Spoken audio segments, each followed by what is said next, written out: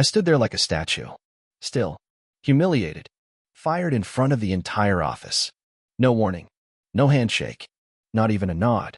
Just a flat voice from HR and a laminated exit packet slapped on my desk. The silence hit harder than the termination itself. Nobody spoke. Nobody moved. I could feel the judgment bleeding through every stare, every twitch of their uncomfortable posture. Some glanced away. Others pretended to type, their screens full of nothing.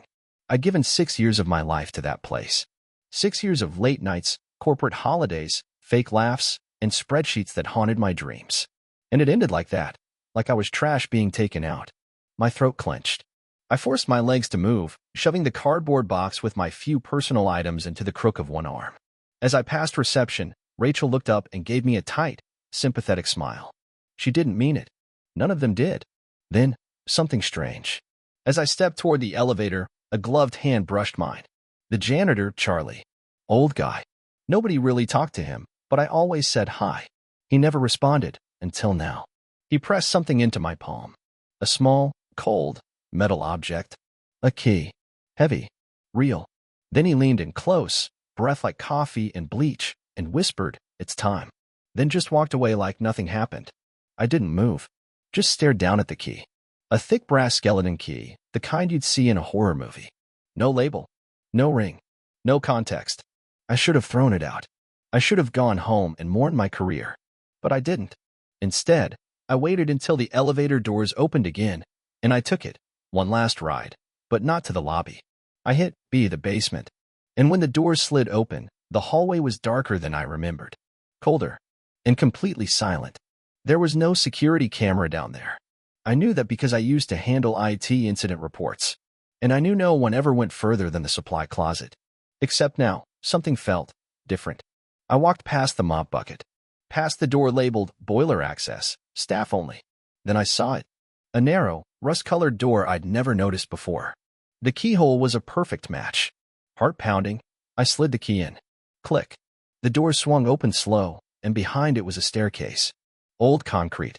Cracks like veins. And going down. Far deeper than a basement should go. At that moment, I could have turned back. Instead, I descended. I counted the steps. 1, 10, 30, 50. The deeper I went, the warmer it got. Like I was heading straight into the earth. And then a room. Windowless. Square. Lit by a single humming bulb. And at the center, a table. On it, a leather binder. And taped to the front in shaky handwriting. Welcome back. We've been waiting. The binder wasn't dusty, but it looked old. Real old. Like the leather had seen 100 hands before mine. I hesitated, part of me expecting alarms, sirens, a SWAT team to descend the stairs. Instead, silence. Just the hum of that ancient bulb and the pounding of my heart. I opened it. The first page wasn't typed. It was handwritten in ink. Sharp, elegant, clinical. Project threshold, protocol reinstatement. Designation, Rook. Clearance, level 4, restored. Initiate phase 0 upon bearer's return. Then my name. My full name. Middle initial. Birth date. Employee ID. I didn't know whether to laugh or run, because I had never, not once, signed up for any damn project. But that was my signature on the bottom of the page. Same loop in the G. Same rush in the second E. Someone had forged it, or I had done something I didn't remember. I kept flipping. The binder laid out a series of detailed maps, floor plans of the building, including ones I'd never seen before. Sublevels that didn't exist on any digital schematic. Rooms marked with Greek letters. Notes in red ink. Lambda 3 breach, sealed. Do not open Sigma hatch unless Protocol Vermilion is active. He remembers when he is ready. Don't interfere. The next few pages were photos. Black and white. People in lab coats. Some with their eyes scribbled out. Others, not people at all. One image made my stomach twist, a conference room, but everyone seated was wearing the same expression, not fear, not anger, blankness. I was halfway through when I heard footsteps. Not above. Behind me. I spun around, fist clenched. It was Charlie, the janitor. Same uniform, same gloves. But he wasn't holding a mop. He held a thin, black folder and a strange, silver device shaped like a tuning fork. He stepped into the light and said one word. Do you remember now? I opened my mouth, but nothing came out. Of course you don't, he sighed. They never do, not at first. But you left yourself breadcrumbs. This place? You built it. Every line of code, every wall. Before they made you forget. I stepped back, heart jackhammering. What are you talking about? He didn't blink. You were a systems architect, lead developer. You wrote the parameters of the entire operation. But when you got too close to the anomaly, they wiped you. Wiped me. Memory erasure. Neural suppression. Psychological rerouting. Whatever name helps you sleep at night. You were buried in your own project, turned into just another cog. Until today. I tried to speak. The air felt thick, charged. He handed me the black folder. Inside, a single photograph. It was me, standing in front of a black, octagonal door. Wearing a badge I didn't recognize and a look I didn't recognize either, confident, determined, dangerous. And next to me? A woman. Eyes like storms. Same badge. One word printed below both our faces. Architects. She's waiting for you, Charlie said. And there's not much time. I stared at the image. My hand trembled. I don't remember anything, I whispered. That's okay, he said, guiding me to a second door. She will. He placed the strange fork-shaped device against the metal and it glowed faint blue. The lock released. The door opened into another stairwell, this one lined with pulsing light. Charlie gave a slight bow. Threshold awaits. And I stepped through. The stairwell behind that second door was nothing like the chipped concrete steps above. These were pristine. Seamless. Lit from within the walls like the whole corridor was alive. It didn't feel like a building anymore. It felt like a different reality, something sterile and ancient at the same time. At the bottom was a hexagonal steel archway. No door. No keypad. Just open air, and beyond it, a hallway with silver panels and black glass. At the far end, a woman. She stood perfectly still, tall, athletic, hair pulled back into a tight braid. Her eyes locked onto mine the moment I stepped through. And I remembered her name before she said it. Eve. A flicker of emotion passed over her face, something like sorrow, or maybe guilt. You came back, she said. I tried to speak, but my voice felt like it had been crushed in a vice. What is this place? I finally managed. Why do I remember you, but nothing else? She walked forward, slow, graceful, like a ghost that had waited too long. We were the first, she said. You and me. The original architects.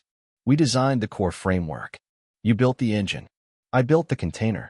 Together, we made a machine that could interpret reality itself. My head swam. Interpret reality? What does that even mean? You called it the fracture lens, she said.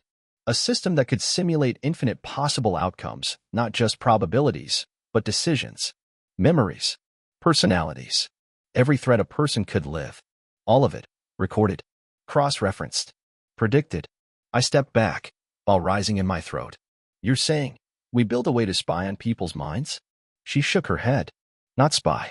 Shape. This company wasn't just collecting data, it was rewriting people from the inside out. Behavior adjustment. Memory replacement. Total identity management. I stared at the floor, trying to breathe. You're lying, I said. I would never. You didn't know, she said quietly. Not at first. But when you found out what they were doing, you tried to burn it all down. That's when they erased you. I only escaped because I was on the outside during the incident. What incident? They called it the red out, she said, her voice lowering. A feedback cascade. One subject, just one, reacted unpredictably to the implant. Instead of syncing with the system, he infected it. Like a virus made of memory. Every simulation fractured. Every predictive model failed. I blinked. And this virus, what did it do? Eve walked past me, gesturing for me to follow. It gave people their true memories back, she said. We entered another chamber. This one was circular, walls lined with dormant pods, like high-tech coffins, each with a name etched into glass. Many were empty. One was shattered. At the center, a pedestal. On it, another binder. This one marked in bold red. Containment status, Theta protocol breached. Subject status, unknown. Rook reactivation initiated. I touched the glass. It was warm. You said I tried to burn it down, I murmured. Why would I build something so dangerous in the first place? Eve turned to me. Her eyes weren't just sad now, they were terrified. Because it was supposed to protect us, she said. The simulations, they were supposed to save us from what's coming. I felt the floor tilt under me. What's coming? She opened the binder. Inside, a schematic. One I somehow understood instantly, even though I had no memory of designing it. At the bottom, written in my own handwriting. If you're reading this, I'm gone. But the lens still lives. And they'll use it to erase the world. Burn it. I stared at those words, my words, feeling like I'd just read my own last will. Burn it. But burn what? The room? The machine? The whole damn building? Eve was already flipping through the binder. Her hands were steady, but her jaw was tight. They call it the lens now, she said. But you originally named it something else. What? She looked up at me, voice barely above a whisper. Pandora. The name hit me like a fist to the chest. My knees buckled, and I leaned against one of the pods. Flashes lit behind my eyes. Blueprints, wireframes, a screen that showed 1,000 versions of myself walking through the same hallway at once. Choices splitting. Outcomes branching. I had built it. All of it. And I had buried that truth under miles of silence. Eve pressed something into my hand. A second key. This one sleek, obsidian black with a crimson tip. This opens the glass room, she said. He's waiting. Who? She didn't answer. We walked down another passage, this one darker than the rest. The lights flickered as we passed, and the air grew heavier. Static buzzed in the walls. Somewhere in the distance, I thought I heard a voice whispering my name. But when I turned, the hall was empty. At the end, a door made of transparent material, reinforced with glowing filaments. I slid the key into a slot next to it. The lock turned with a hiss. Inside was a single man, sitting at a table, surrounded by monitors. He wore a suit. Black. Sharp. Face clean-shaven. Jaw square. Smile mechanical. You've returned, he said. Welcome back, Rook. I stepped in. You've stayed by the doorway. Who the hell are you? He tapped a monitor, and it flickered to life, showing me footage of me standing in that HR office, being fired. Then another, me crying in my car in the parking lot. Another, me at age 12, building my first computer. My name is irrelevant, he said. But you used to call me Director Kane. The name made my skin crawl. You orchestrated the wipe. I did what was necessary, he said smoothly. You were unstable, emotional, idealistic. You wanted to shut it down. You wouldn't listen to reason. It was violating people's lives, I snapped. He chuckled. And now you want to play hero? You created the lens, Rook. You built the foundation for mind mapping and deterministic thread hopping. I simply made it useful. I clenched my fists. You turned it into a weapon. Kane stood. His presence filled the room like poison gas. What is freedom? He said. But the illusion of infinite choices. People don't need infinite paths. They need one. The right one. The safe one. The one we choose for them. You're talking about rewriting human will. I'm talking about survival, he said. Do you know what chaos looks like? Have you run the projections for a world unbound by curation? He hit a button, and the screens lit up with images, riots, wars, collapsing cities, AI collapse, extinction graphs. This is what happens when you give the masses freedom. But with the lens. He gestured to a screen showing perfect cities. Perfect order. People smiling, working, consuming, content. We write the story. No more unpredictability. No more entropy. I turned to Eve. Tell me he's lying. But she looked away. You knew? I asked, my voice cracking. You knew they were using it like this? I didn't want to believe it, she said. But yes. After they wiped you, I went dark. Stayed close. Watched the project mutate. Kane accelerated deployment. Merged it with neural commerce, predictive justice, synthetic compliance. You'd call it dystopia. He calls it optimization. I turned back to Kane. Then you know why I came back. He smiled again. Of course. You want to destroy the system. Burn it down. Classic rebirth fantasy. But the lens is no longer here. You think this building houses it? No. This is just one satellite node. The lens has gone global. Distributed across every server cluster tied to OmegaNet. Then I'll find them, I said. All of them. Kane tilted his head. You misunderstand. You can't stop it, because you are it. He tapped one last monitor. And on it, I saw a live feed of myself. Hooked into a machine. Electrodes. Tubes. Eyes fluttering in REM sleep. Kane leaned close, whispering in my ear. You never left. I stared at the screen, heart thundering in my chest. There I was, or at least, a body that looked like me. Asleep in some glass coffin, tubes snaking from my head into a wall of blinking circuitry. My lips twitched. My chest rose and fell. That's not me, I whispered. But Kane just watched me with a sick kind of amusement. It's not the real you, he said. It's the source of you, the node running your thread. What you're experiencing now. A derivative. A subroutine. A contingency path you wrote before you were overwritten. My mouth went dry. You're saying? I'm a simulation. Kane stepped back into the light, lifting a small device shaped like a coin. It pulsed red. You're the failsafe, he said. When you started to break down under the neural bleed, memories leaking through, identity fragmentation. The original, you coded this version of yourself. A version that wouldn't panic. One that would investigate. My knees buckled. I braced against the wall. None of this is real? Oh, it's very real, you've said behind me. Just not first-order real. Kane smiled like a shark. Think of it this way. Your thread is running in a recursive sandbox. What you do here determines what happens out there. But every second you hesitate, every false step you take, the real you sinks deeper into system override. I swallowed hard, still staring at the image of me, asleep, pale, fragile. How long do I have? Kane flicked the red coin device into the air and caught it. Not long. Less if you fight me. But if you accept integration, if you surrender, I can reseed your memory stream. You'll wake up happy, whole, at peace. I'd be a puppet. You'd be useful, he snapped. You'd be free from guilt, from burden, from the crushing weight of endless paths. I looked at Eve. What happens if I reject it? You'll lose yourself, she said. This thread collapses. You die, both in here and out there. I laughed, a raw, bitter sound. So I either become their tool or I get deleted. Some choice. Kane leaned forward, voice low and soft. You're a man who spent his life obsessed with control. Systems. Predictability. The lens is the ultimate extension of that. You built it to keep the world safe. All I did was let it evolve.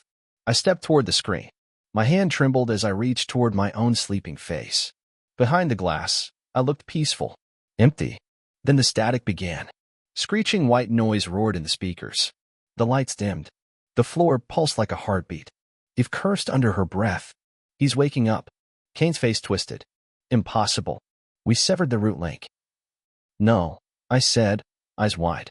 I severed the backup limiter myself. I must have done it before I forgot. The simulation began to glitch, walls flickering, air rippling like heat waves. Kane lunged for the console. I can still override it. Eve slammed her hand on a red button embedded in the wall. The room shifted. Not exploded. Not collapsed. Shifted. Suddenly, Kane was gone. The table was gone. The monitors were gone. Just me, Eve, and a glowing orb of light hanging in the air between us. The root, Eve said. The seed node of your consciousness. The core thread. I stepped forward. The light pulsed as I neared. Touch it, she said. Take control before Kane reboots the thread from his end. I hesitated. Everything felt like it was moving too fast. Like my own thoughts were fighting me. Part of me wanted to run. Part of me wanted to reach out. But the part that spoke, the part that remembered building this whole thing, said only one thing. Burn it. I reached into the light. Everything disappeared the moment my fingers touched the light. Not just the room, the memory of the room. Like I was being erased in reverse. Backward through every moment I thought was real. The HR office. The basement. The janitor. Eve. Gone. And then, pain. It felt like drowning in fire. My eyes snapped open, and I sucked in a breath so hard I choked. My back arched. My lungs seized. The world was bright, clinical, too loud. I was strapped down, wrists, ankles, chest. A harness. A gurney. Dozens of cables still embedded into my scalp. Alarms blared overhead. Red lights flashed across the ceiling. I was awake. Subject Rook has re-engaged frontal consciousness. A voice screamed. Terminate recovery cycle. Initiate sedation. No. I croaked, trying to lift my arm. The muscles barely responded. I yanked against the harness, vision blurring. Two figures rushed in black body armor. No faces. One carried a syringe. The other, a stun wand. But before they could reach me, the lights cut. Boom. A shockwave ripped through the floor. Then shouting. Gunfire. A female voice echoed from the intercom. Protocol crossfade engaged. Extraction in progress. Secure the architect. The restraints unlatched. I rolled off the table, half falling, half dragging myself. My body felt like a sack of wet cement, but my mind was on fire. Every neuron firing full blast. I was remembering everything. The lens. The simulations. Eve. I tore the tubes out of my arms, blood streaking my skin, and crawled toward the side wall as smoke flooded the room. That's when the door blew inward. And Eve stepped through. Not digital. Not simulated. Real. Battle armor. Pulse rifle. Hair cinched. Left eye bruised. Nice of you to finally wake up, she said, kneeling beside me. I tried to smile but ended up coughing blood. Tell me this is real. She jabbed something into my neck, cold, metallic. Neural boost. You'll be on your feet in 10 seconds. Where the hell are we? She looked over her shoulder as more gunfire echoed outside. Bunker 6. Linsker Hub. They've been feeding off your mind for months. Modeling global compliance threats. Every second you were in there, they were using you to rewrite free will. And the virus? I wheezed. The memory fracture? Still alive, she said. But it needs a signal. A burst strong enough to trigger sympathetic resonance across the entire lens network. In English, we need to wake everyone up. The booster kicked in. I stood, wobbled, then stood taller. How? She handed me a device, square, smooth, humming. This is your code, she said. Your final failsafe. You wrote it. I've just been keeping it safe. I looked down. For buttons. One labeled prime. One labeled signal. One labeled erase. And the last. Detonate. I don't remember writing this, I said. But your hands will. I stared at the panel. Each button had a price. A consequence. Behind us, the hallway was filling with enemy fire.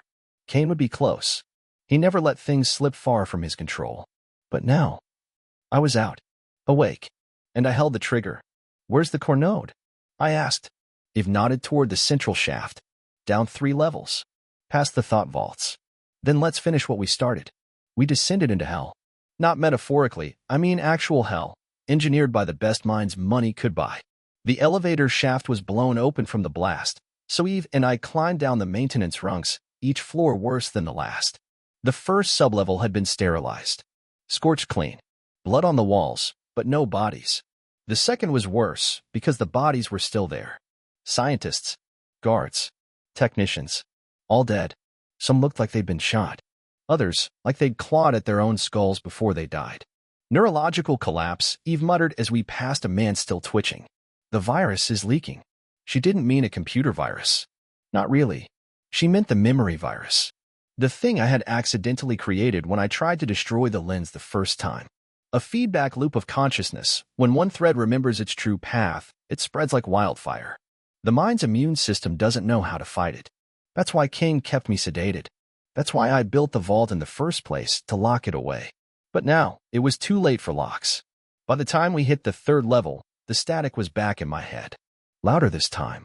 A sound like whispers echoing through glass. The vault of echoes. It wasn't a room. It was a chamber the size of a stadium. Floating databanks, suspended by magnetic rails. Streams of light arcing between them, each one carrying a different person's identity thread. You could hear it, thousands of voices overlapping. Laughing. Screaming. Begging. And at the center, the core node. It looked like a cathedral had mated with a hard drive. Black stone ribs wrapped in glowing veins of code. In the middle was a chair. Empty. I knew it instantly. That was where I'd sat. The source chair. Eve handed me the fail-safe device again. Whatever happens next, she said, you lead. I walked forward. But as I neared the platform, I saw movement. A figure. Kane. Still wearing the same tailored suit. No dirt. No scratches. Like he'd never left the simulation at all. Don't, he said. You'll kill millions. I didn't stop. I'll free millions. Kane stepped in front of the chair. You've already infected too many nodes, he said. What you call a virus is a cognitive wildfire. People won't wake up and celebrate. They'll go mad. Reality will bend. Identity will collapse. Then why are you afraid? I asked. If I'm just another rogue thread, why not let me burn out? He smiled. Because that's what Kane always did. I'm not afraid of what you'll do, he said softly. I'm afraid you'll survive it. That you'll become something even I can't predict. I raised the failsafe. He lunged. Eve moved like a storm, gunfire, movement, steel on steel. They fought. Blades. Bullets. I didn't watch. I sat. The moment my body touched the source chair, everything stopped. The vault fell silent. Time froze. And something inside the machine opened its eyes. It wasn't human. It wasn't alien. It was me. All the versions of me, the threads, the simulations, the lives I could have lived. You came back, it whispered in 1,000 voices. You made us. I held the failsafe. My thumb hovered over the button labeled signal. What happens if I do this? I asked. You remember everything, it said. In the world. It remembers itself. Outside the chamber, alarms blared again. I heard Eve shout something. Then Kane's voice rising. You can't save them, he screamed. You'll drown in their memories. But I was already falling. Not asleep. Not dreaming. Sinking. With every version of myself. With the truth. And then, I pressed the button. The moment my thumb pressed signal, the world shattered. Not exploded, fractured. Sound dissolved first. Then gravity. Then the vault itself, breaking into impossible shapes. Time stopped flowing in a line and started spiraling, tangling, stretching. I saw myself 1,000 times over, as a boy, a father, a tyrant, a corpse. The lens was no longer a system. It was a mirror. And I was falling through every version of myself that had ever existed, or could exist, screaming through realities that hadn't happened yet. You're sinking too fast. Eve's voice, distant and warped, cutting through the storm. Pull him back. I wanted to respond, but I didn't have a mouth anymore. I didn't have a body. I was pure memory. Pure signal. I was everything the lens had ever tried to control, unleashed. That's when I saw the fracture point. A single moment, suspended in time, the place where all versions of me intersected. A decision I had made in every life, across every thread. The first time I chose to question. And in that moment, I remembered the beginning. Not the firing. Not Charlie's key. Not the vault. The first moment. In a clean room, under soft white lights, I had stared at a blinking cursor on a terminal that read, Initialize. Project Pandora? I had hit yes. It wasn't Kane. It wasn't the corporation. It was me. I gave it permission to begin. And now I had to end it. I landed back in my body like being slammed into meat, hard and fast. I gasped, eyes flying open. I was still in the source chair, Eve leaning over me, yelling something. Behind her, Kane was gone. The failsafe in my hand had changed. The buttons were gone. Now it just had one screen. Are you sure you want to erase the lens? Yes/no. I looked up at Eve. Her face said it all. If I pressed yes, the lens wouldn't just stop. It would erase every stored identity, every memory thread ever copied. Every person still asleep in the system, gone. Not just disconnected, unrecoverable. But if I said no, Kane wins. Eventually, someone would rebuild it. I stared at the screen. Then I asked her, how much damage has already spread? Eve didn't blink. Global. Every neural implant from the last 10 years is tied to the lens cloud. If you destroy it, millions wake up in pain. Madness. Some won't survive. And if I let it run, billions sleep. Forever. I closed my eyes. And I saw her. Not Eve. The woman I had once loved in one of the threads. We had children. We had a life. But in that reality, the lens still controlled us. Still curated every smile, every heartbreak. It wasn't real. None of it was. So I opened my eyes. And I hit yes. The failsafe melted in my hand. The vault screamed. The threads collapsed. And the lens died. I woke up 17 days later in a field hospital. They say the collapse took out global infrastructure in under an hour. Like an EMP through the human soul. People woke up screaming. Others dropped where they stood. Some remembered lives they never lived. Others forgot everything. And some started rebuilding. Eve and I went underground. We don't give interviews. We don't explain what happened. Because nobody would believe it. But sometimes, when I close my eyes, I can still hear the lens whispering. Still feel the ghosts of the lives I could have lived. And sometimes I wonder, did I save the world? Or did I just destroy the most beautiful lie ever made?